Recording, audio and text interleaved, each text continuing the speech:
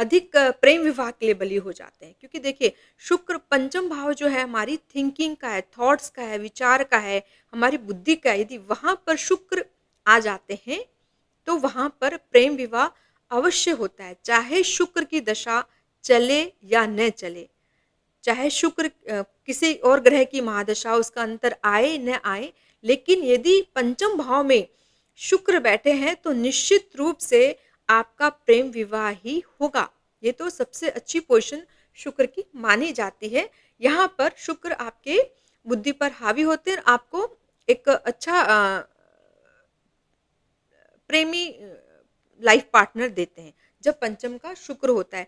तो ये तो निश्चित रूप से ऐसी एक ग्रह स्थिति होती है कि यहाँ पर शुक्र जो है वो आपको प्रेम विवाह ही ज़रूर करवाएँगे, ठीक है? दूसरी स्थिति होती है 11वाँ भाव। यदि 11वें भाव में भी शुक्र आ जाते हैं, तो ऐसा व्यक्ति प्रेमी प्रवृत्ति का होता है, जल्दी से किसी और मतलब अपोज़िट सेक्स से बहुत जल्दी ये आकर्षित होता है।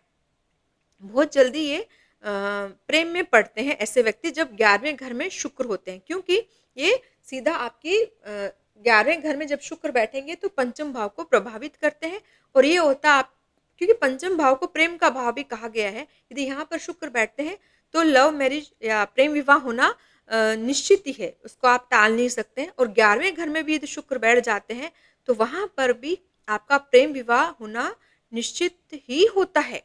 वहाँ पर ज़रूर आपको लव मैरिज की ओर ऐसा शुक्र लेकर के जाता है और एक अच्छा प्रेम विवाह भी ऐसे शुक्र देते हैं, क्योंकि यहाँ पर यदि शुक्र आते हैं यहाँ पर यदि शुक्र आते हैं और यहाँ पर शुक्र आते हैं तो रिलेशंस को वो बहुत अच्छी तरीके से हैंडल करते हैं, स्पेशली फीमेल के साथ में।